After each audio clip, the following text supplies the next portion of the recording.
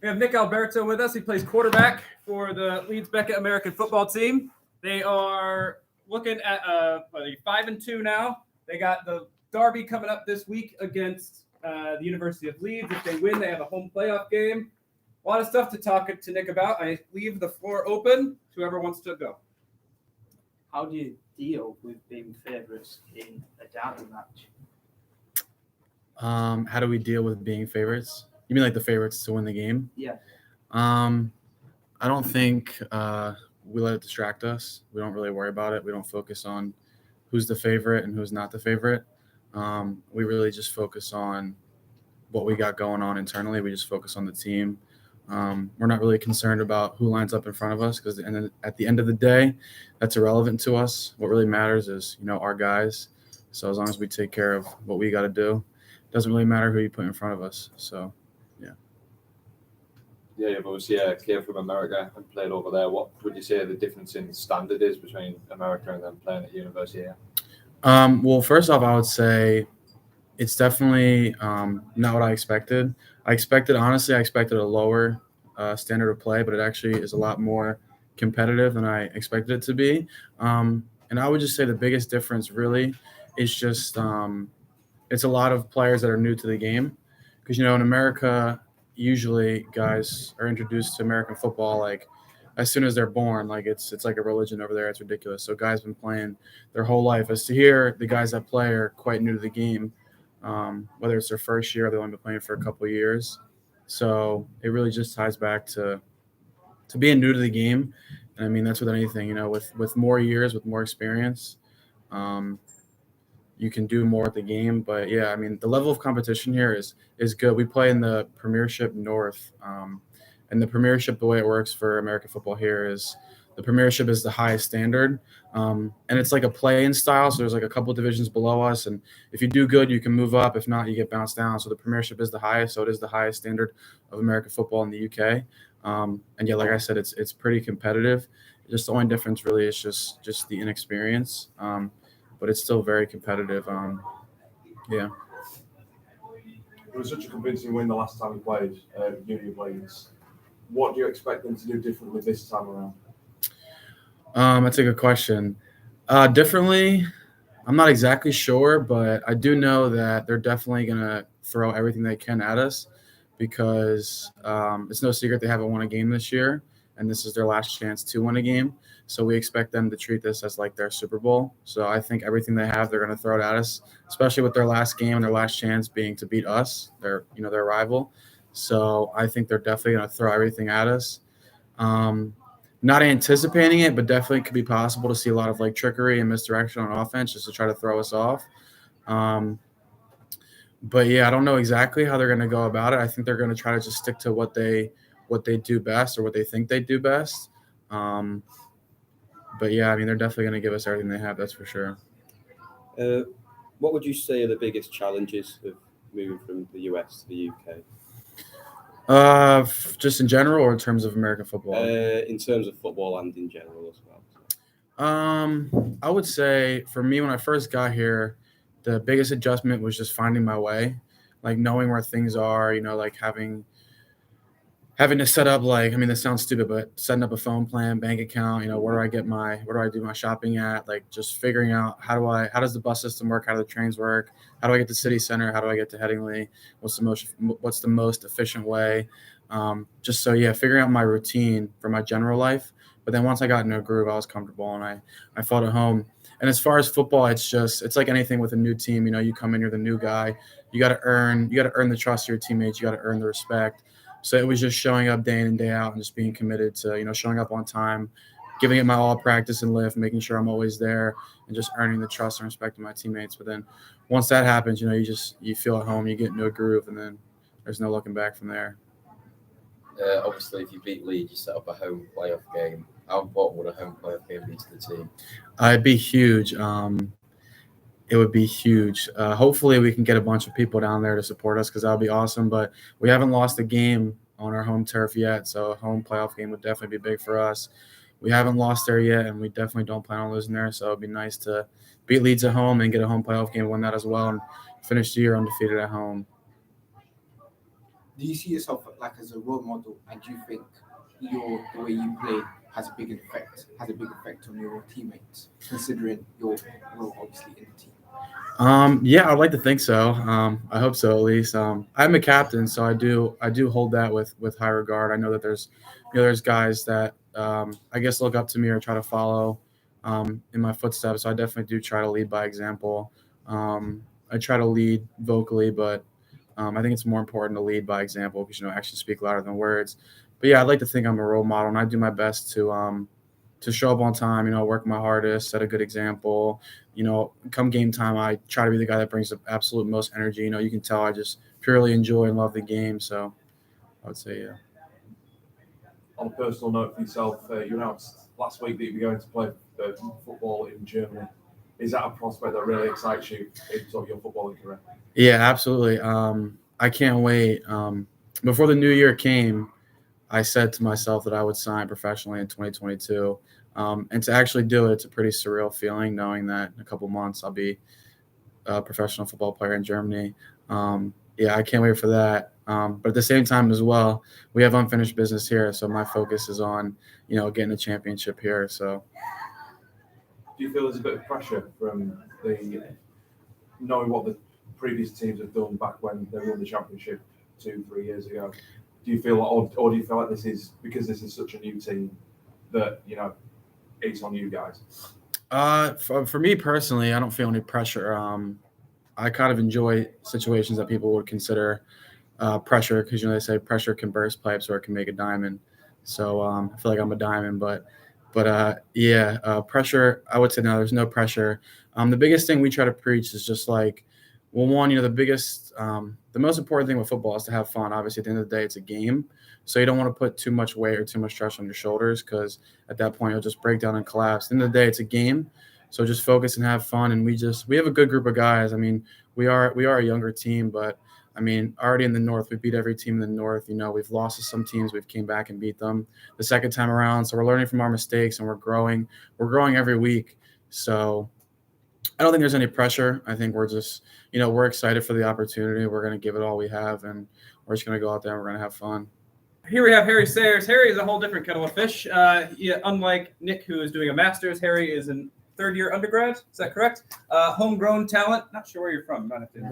Reading. Only started playing about a year and a half ago. I'm sure he can tell you better than I can, but also a member of Team GB. Who wants to kick us off with Harry? What would you say to yourself if someone said to you prior a year and a half that you'd be playing for Team GB? Would you think it's nonsense, or do you think you got a good shot at it? Yeah, I would not expect to at all. A year and a half ago, I'd only just started playing the sport. Hadn't even played a full season yet because of COVID. That cut it out. I'd applied for GB students, and I thought that was a kind of an entry level to then progress. But now this year, trialing for GB and getting an acceptance is amazing. There's only 100 spots on the squad, so that makes me a top 100 player in Great Britain, which for me is just crazy. Never expected it. Yeah, obviously. How did it all start? Because obviously you haven't been playing for quite a while. So how did it all start? So I have a background in rugby. I played Wasp Academy at under 18, and I did a gap year and I went and played rugby in New Zealand for a year. So that was a great experience. And when I came to uni, I found myself not enjoying it as much anymore. And my housemate was actually the quarterback at CAF on the uni team. So he invited me down, and I started playing there, started really enjoying it. Had 5 training sessions, then started my first game versus Durham. I'm just trying to progress from there. Just really enjoyed it. Had kind of a natural ability at it, but obviously with the coaches there as well, they really helped me move into the sport and transition, and it was really good from there. What are your goals for the near future? Well, as you just heard from Nick, he's signed for a team in Germany, and I'm looking to do the same. Maybe not in Germany, but somewhere in Europe over summer. And then I'm going to try and progress and do a master's at Leeds Beckett, and maybe do a part-time stay for another 2 years. Just keep increasing my career prospects, but also playing football for as long as I can. Because uni ball in the UK is a very high level of sport. And just with more experience, I'll get better and better. Obviously, I've only been playing for a couple of years, so in another couple of years, maybe I'll be twice as good. It probably won't work out like that, but yeah, that's why I want the experience. So back to the GB thing, what would you say the step up is compared to playing for Leeds Beckett? It's pretty big. So obviously I play offensive line for Leeds Beckett and for GB, but I'm the youngest member of the offensive line at GB. I'm 21 now, and everyone there is at least 23, some of them dating 26, 28. So they have a lot more experience than me, and that really shows when we go up in practice and going up against the older, more experienced D-line. It's just like, it's not a physicality step up per se, but the technique and the experience is a really big learning curve. Would you say you're learning a lot of stuff from it? Oh, absolutely, yeah. So obviously the coaches at CAF are brilliant, but I've only been here 2 years, and they can only have so much knowledge compared to what other coaches. And at GB, obviously, they select the coaches separately as well. So from all around the country, at the best of the best experience and learning from these coaches. How does that physicality compare from rugby to American football? Which one seems like more of a challenge? So that's a good question. So obviously in American football, we have big shoulder pads, we have a helmet. And I always say that you can't play American football without a helmet, just because the way the game works. You will have head contact. So that's something you have to understand and buy into, that your head's going to get hit. You're probably going to get rocked a few times. It doesn't hurt as much, the head-to-head contact, but it's there as an aspect. Less shoulder contact. So obviously, the pads are very good. We just got new equipment this year, thanks to our AU. So the protection is very good, and it doesn't hurt your shoulders. But that means that when you go into a challenge, you go as hard as you can. So I say the force is probably higher, but it doesn't necessarily hurt as much. That's a good answer. How closely did you actually follow the sport before participating in it? So I first got interested watching the Amazon Prime documentary. I don't know if you guys have seen that. That's sort of what I started gaining interest. Watched the Super Bowl a few times, but apart from that, I didn't even know that it was really a sport in the UK. I saw the American football team training actually on an open day at Leeds Beckett. That was like the last thought I had about it. So, and, are there any skills that actually transfer well from rugby to American football? Yeah, definitely. So just like the physicality and the speed you get from rugby, like every play in American football is like carrying the ball into contact in rugby. Like that physicality of just hitting someone is exactly what you need from rugby. And most good rugby players, forwards especially, would make a good offensive line or defensive line, obviously with a lot of coaching. Obviously, a big derby game coming up against Leeds.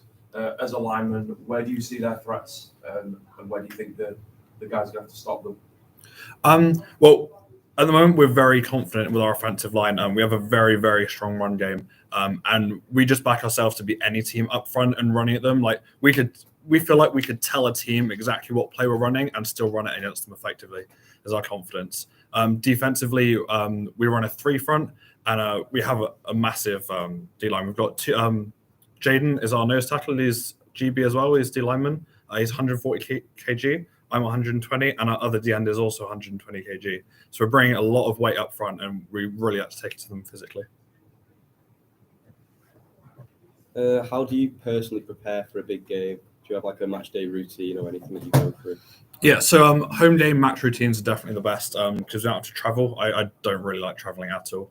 And usually it's 2 hours to travel to a game. That's the best thing with Leeds. We play at the same home ground. So this time we're home, and last time we were also away, but it's the same ground. So usually we'll go do a priming session in the gym beforehand. Lots of stretches, like a bit of yoga, and just like mobility exercises, led by Humza actually. He'll interview next. He takes our S&C sessions, those, and they're really, really helpful to help set up. Then obviously just eat well and hydrate well. So much water. It should be pissing clear all day. And eating, I eat basically as much as I can without feeling sick. Just gotta keep those carbs in. You say you don't like travelling. How did you find going to Stirling up in Scotland? Oh, Stirling. So Stirling, for those who don't know, is about 5.5 hour drive. We left at 5 a.m. from campus. I hate it. And we were driving 3 hours through the snow as well. I was expecting a really snowy game, but we got in Scotland and it was sunny, so that was okay. But yeah, just coach. I'm 6'5", so coach seats are just not good for me. Knees cramped and stuff. I try and have 2 seats to myself. It doesn't always work out like that. But yeah, just the early mornings and you just have to kind of be there for 5 hours, not really doing stuff. I just don't like it. And how did it, after obviously a big win over Nottingham last week, how good was it to sort of get revenge? Because they really put us to the sword when we went to their place earlier in the year. Yeah, we were ecstatic beating Nottingham. We played them away first, and it was a 10 a.m. kickoff, so again we had to leave at 6 a.m. for that. just really early. We came out firing in the first quarter, and we thought we'd have a good chance, but they kind of swung the momentum in their favor, and it kind of spiraled from there, and it was not a good day for us in the second half. But on the return, we had scout film, so they played a different defensive front against us, and we really took it to the film to see how we could beat them. And first film session, we saw, okay, we got this play, this play, this play. We didn't execute them well, and that's on us. It's not on them. So we can run these plays and we can beat them. And it's exactly what we did. We just knew what plays we would run, and we took it to them, and we played as hard as we could, and we came out with the victory. How important is like speed as well as strength being like in the defense? Because obviously you're like saying pretty big guys, but then you got a bit of pace to you, or yeah, it's always good to be quick, especially your first initial steps in contact. Because we can't move on as defense until the ball is snapped by the offense. So we have to look at that ball, and as soon as it goes, we have to go as well. So everyone on the offense knows when that ball is going, and we don't. So you have to have quick reactions, and your first steps need to be quick, and need to engage quickly and penetrate your gap as effectively as you can. So it's really essential to be quick. And Nottingham, they have a very good quarterback, so we struggled against him. He was just dropping back and running around us a bit. So being able to keep up with him is very important. How important is it that we enter these playoffs with that winning momentum should we beat Leeds on Sunday? Oh yeah, definitely. We like having that winning mentality, but it's very important to us that we keep our heads level. We found that if we're too high, we can drop off. If we're too low, we're obviously not playing well. So we want to keep our heads level just throughout the entire game. Not, I wouldn't say keep emotions out of it, but keep them controlled, definitely. You don't want to like overreact and like hit someone off the ball and get ejected, and then you're missing a position and subs come in, and all that stuff kind of throws us. We want to play with level heads, but obviously keep our momentum as well going into the playoffs. Are there any individual objectives or goals that you're trying to fulfill ahead of the game on Sunday against them? Ahead of the game, no. It's just any other game day, really. Obviously, it's a local derby. It's a big game. We really want to win, but a game day is a game day. I'm excited. The whole team's excited, but keep that level head, and we'll go into it, and we'll see how we do. We have Humza. I want to get your name. Humza Rizvie. Rizvie. Thank you very much. Linebacker and running back, from what I hear lately. Captain of the defense, team captain of the defense. And a lot of the same questions, except when you have somebody who kind of plays on that defensive side of the ball. We can talk a little bit about game plan and anything else you want to do moving forward. Let's kick us off. From a defensive point of view, then, Humza, what do you expect Leeds to be throwing to you in terms of their offense? I think definitely they're going to try to put together their bread and butter, whatever they have most confidence in. So running the ball, or rather their play selection, they're going to choose plays that they have a lot of confidence in, things that they saw a lot of success in throughout the season. So expect to see a lot of, whenever we watch film and we see big plays from them, those are the kinds of things that we expect for them to do. What are some of the difficulties that you have faced during your time at Leeds? At Leeds? Man, I'm from Texas, and it's really hot in Texas. So it's cold all the time. That's probably one of the biggest transitions, I would say. As far as university life, academically, back home, it wasn't a lot of like scientific writing. So kind of just adjusting my coursework to that kind of style. Another difficulty, those are two big ones, the weather and scientific writing. What were some of the things that you've done to adapt to that? I bought a huge puffer jacket, and I ask a lot of questions during class to make sure I'm on the same page with the professors and things like that. what drew you to Leeds? I could have chosen any university. Honestly, so when Coach Dale first reached out to me, I went in to the program and I saw that they were offering my master's in strength and conditioning. I was already working as a strength and conditioning coach back home, so it kind of lined up. I had other schools reach out to me, but they didn't have the studies that I wanted to pursue, and I knew for myself if I wasn't 100% into it, then I wouldn't be successful. And then also I saw that Carnegie American Football had a championship pedigree. You know, they won the last complete season. So that was really important to me. You know, I wanted to come in to a program that had winning expectations and contribute to winning another championship. Touched on over there, Nick, about the difference in American football playing in England. Do you think you bettered your game playing in England, or? Absolutely. I think any opportunity that you have to perfect your craft, regardless of what level you're at, it should always be you trying to be your best player. So if there's anything, you can make a mistake. It doesn't matter what level you're at. You know what I mean? Back home, you can make a mistake, or over here, you can make a mistake. It's just correcting those discrepancies and making sure you're the best player you can be. So finding chances to work on fundamentals all the time, or finding holes in your game that you can strengthen is an opportunity at any level. How applicable is what sort of you learn in your FSC course to also playing and training? Is it quite applicable? Absolutely, I think so. In any sport, in particular, strength and conditioning is a vital part of it for any kind of athlete. I think in Olympic movements and things like that, being strong in certain positions under a barbell kind of translates really well into the sport. We have the general athletic position where your hips and knees are bent and you're ready to strike. So being strong in that position, bracing your core, being ready to engage in contact, all those things kind of transfer pretty well. How impressed were you with the facilities when you came over to Leeds? Oh man, I love it. So I kind of have a little bit more exposure than some of my teammates because I'm a S&C coach at the school. So I pretty much stay in the gym the whole time. I'm coaching the athletics team. Sometimes I help with the rugby. So I really enjoy the facilities a lot. We have a good time and we get after it. And honestly, you don't really need a whole lot, but we do have, an ample amount of equipment. What are some of the things that you've learned in the US that you have brought into that in England? Oh, just the experience, whatever I was learned in a university ball back home. And what I try to do is, teach players at my position, not only like skill work in that regard, but also just the younger players how to approach the game. So just trying to take on a more of a leadership role and teaching younger players how to take care of themselves on and off the field, and not just, skill work in particular, but how you could be a general overall athlete. Obviously, you said you do S&C. So what's like the actual balance like for an American football? Is it 60-40 strength, fitness? Is it more emphasis on fitness and actual strength training? That's a good question. I think American football is one of those sports where you need everything. Obviously, having strength will never be a weakness, but weakness will never be a strength, right? And you probably heard things like speed kills. So at any position, regardless if you're a big on the O-line or D-line, speed is going to be a benefiting skill to have. And skilled positions like the receivers, DBs, running backs, and linebackers, you got to be able to cover a lot of ground in a short amount of time.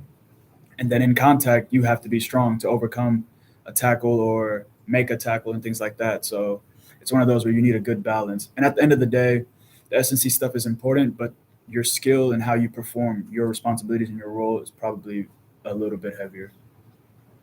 How important is it that the team puts in a really good performance against Leeds, looking ahead to the playoffs in a few weeks' time? Right. So I think one thing we always talk about is putting forth our best game of football.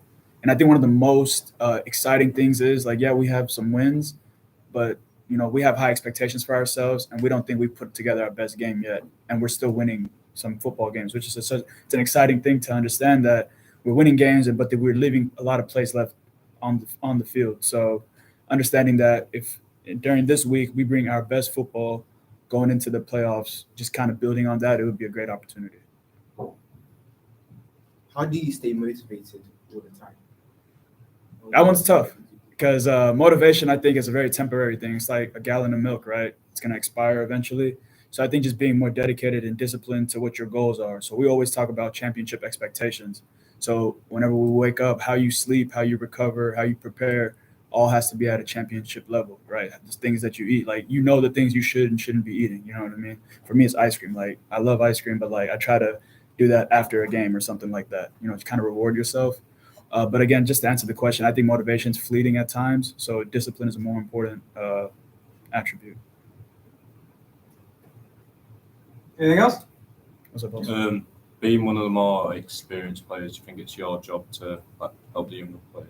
Absolutely. So when the team and coaches voted me captain, I really took into that. I'm not really a rah-rah guy. I don't like talking a lot and things like that. Just kind of how Nick said, leading by example. But then when I do see someone or an area where I could help, I'll step forward and give some advice if I need to. And if a player asks me a question, I will try my best to give them the best answer from my own experience, not claiming to know everything or being right about anything they'll ask me about, but just trying to give them what I've learned in my experience. And then if they could apply that to what they got going on, then absolutely.